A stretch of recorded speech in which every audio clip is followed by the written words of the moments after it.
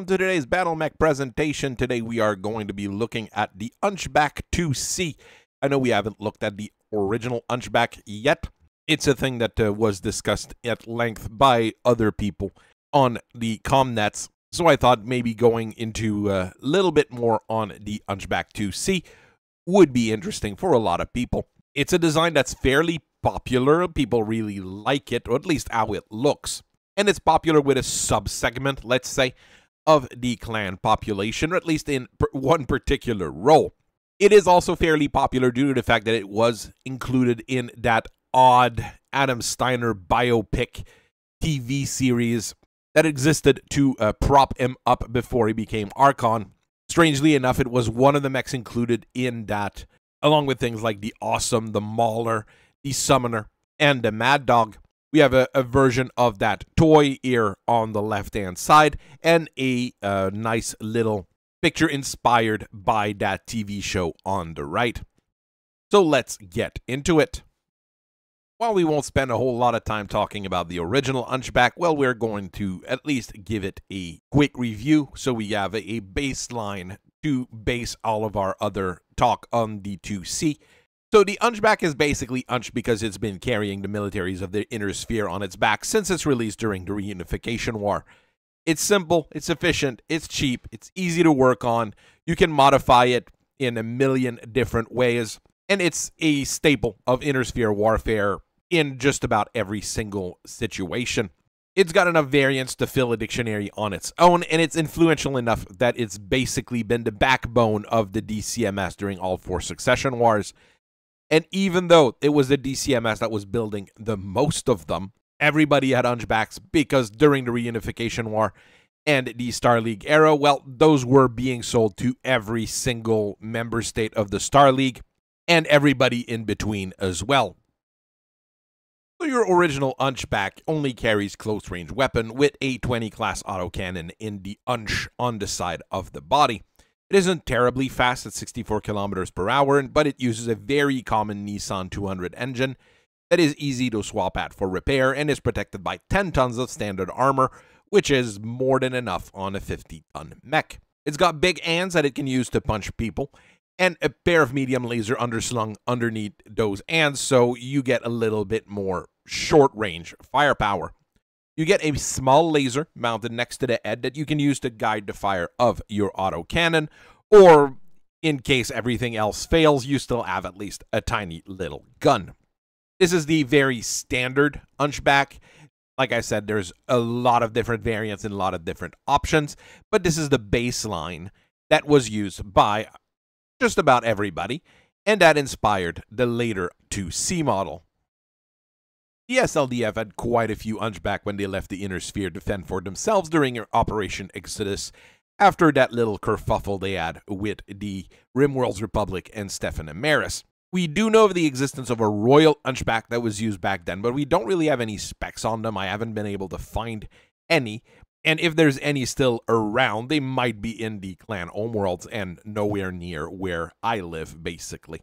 Design was not forgotten, and like many machines of that period, the 2C was built off of that particular design. But this time, compared to a lot of other 2Cs, there was very few major changes made to the base design.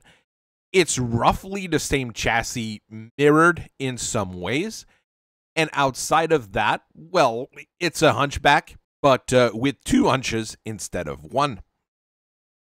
Introduced in 2856, your 2C Hunchback has the same weight and speed as your original Hunchback.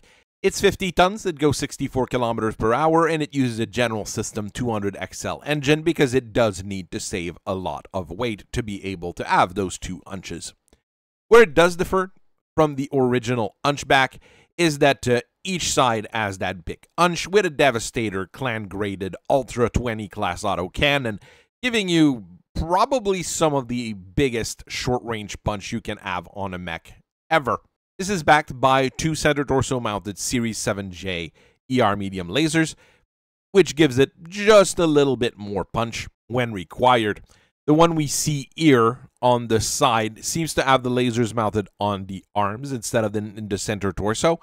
Those do happen, but it's mostly when the clans need to fix an Hunchback IIC fairly quick, and all they have, well, are arms from an original Hunchback, which they just tack on and stick that Series 7J on instead of the standard medium laser.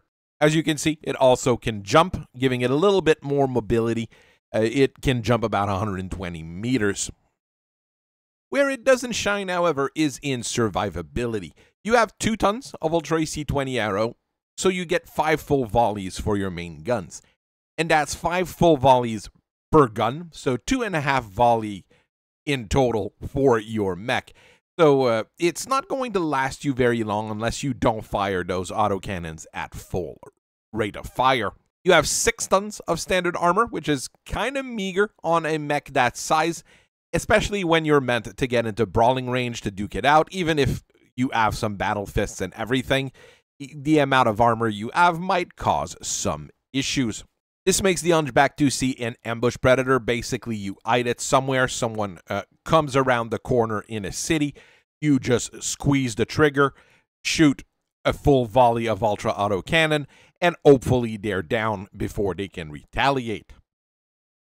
This basically led the Hunchback IIC to be given to aging, failing, disgraced warriors as a way to go out fighting in one last hurrah.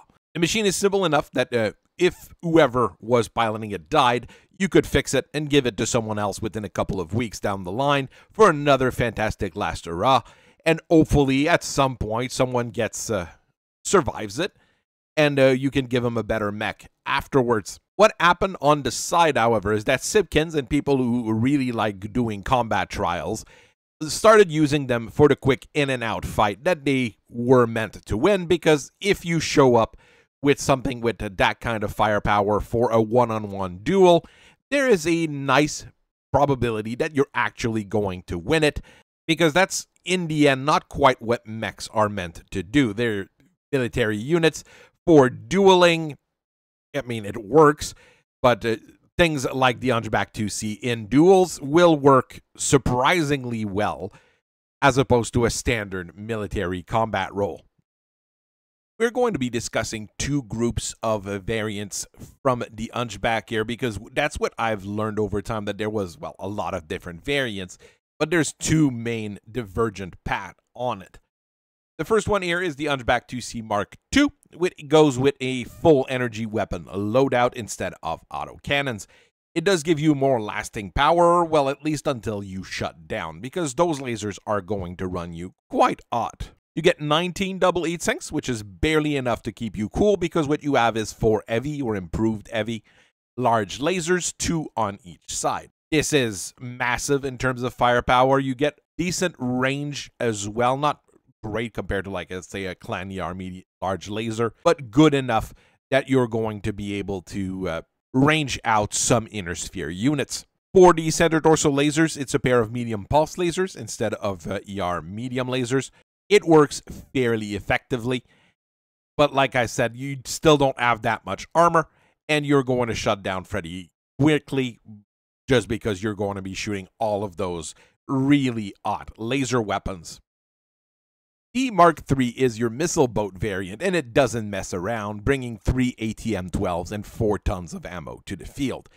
4 tons of ammo on ATM-12s is not a whole lot, but still, it's not terrible in my opinion, because you can use those long-range ATM to be able to fire support from a decent position if you want to stay out of harm's way, or, you know, just load it up with high explosive ATMs and get into punching range, let her rip, and hope for the best. You keep the original ER medium lasers as well, so you do have some backup weapons in case the ATMs run out of ammo, but you're probably going to run out of armor before you run out of ammo. Next one is one that I actually really like, the Mark IV. This one has a shoulder-mounted gun, just like the original, but in this case, it's a pair of rotary AC-5s, which give you a very good range and saturation ability, and you've got 2 tons of ammo for each of them. It's still a little bit tight. Rotary AC-5s kind of chew through ammo really quickly, but you've got the ER medium lasers in the center torso to back you up, and an ECM suite in the head for a little bit more protection.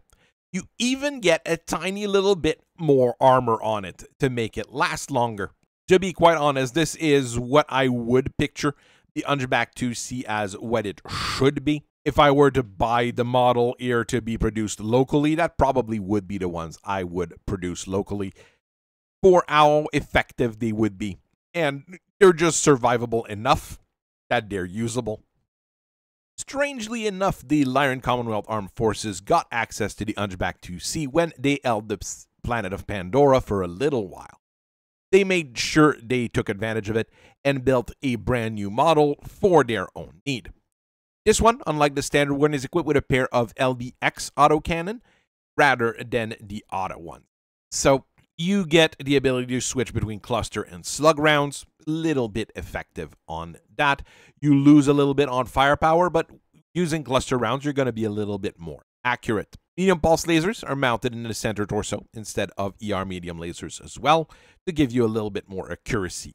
Still, Clan Jade Falcon liked it enough, actually, that when they retook the planet of Pandora, they kept producing that darn thing, and you might be seeing some floating around nowadays.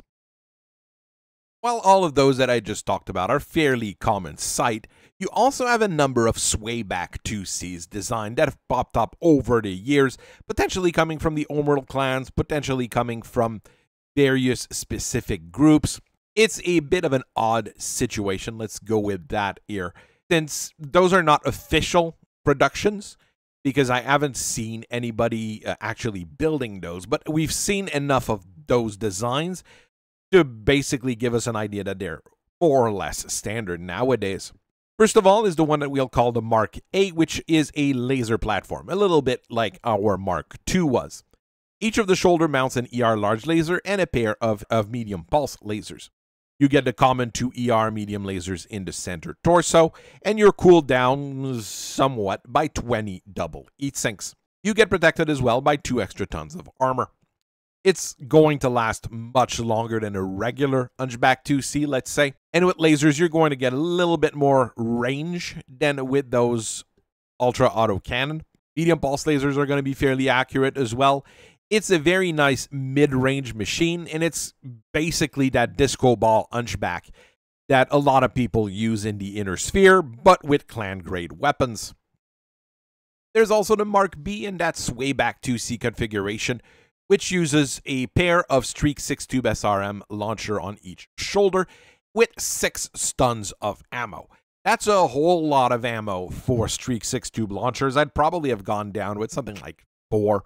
Should be enough for most engagement because Streak launchers only fire when you've got a perfect target lock. Then again, it is also tougher and longer lasting than any other Hunchback 2Cs, so it might actually be meant to carry those 6 tons of ammo so you don't have to reload while performing in-depth raids or doing long-lasting patrols. You get 2 medium pulse lasers in the center torso to round things up, and a little bit more armor, a little bit more heat sinks.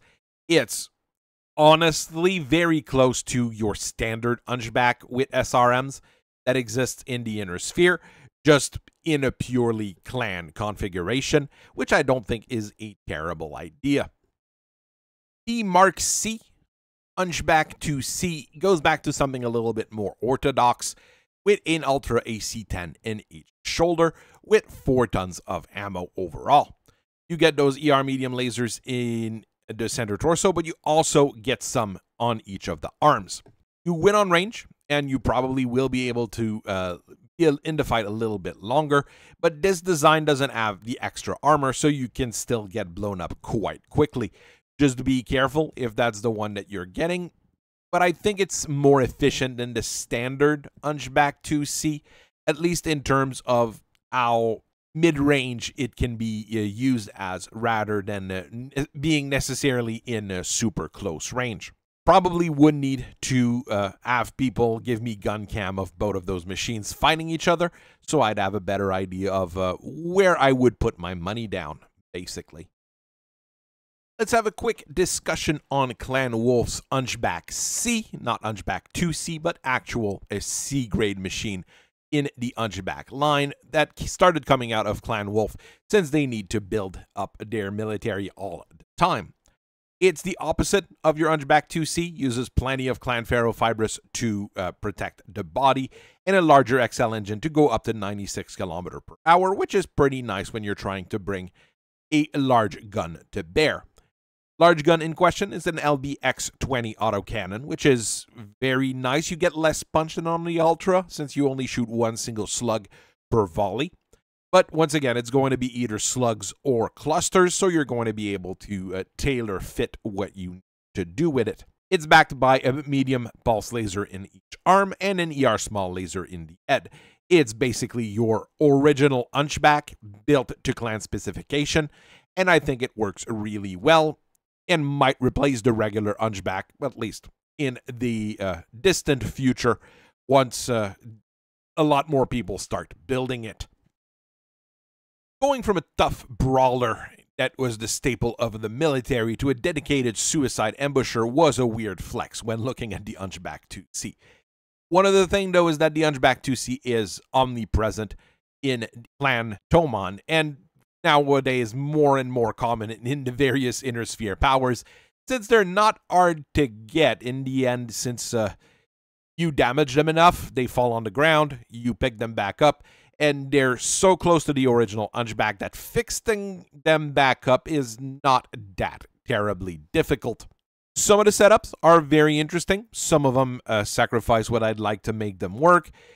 Some of them have too much survivability, like that SRM6 variant here, the Mark B. Really, you have to look and find the Hunchback IIC that's good for you if you're going to start buying them. So I hope you guys have a very nice rest of your day. I thank you for listening to me for so long, and I'll see you guys later. Bye-bye.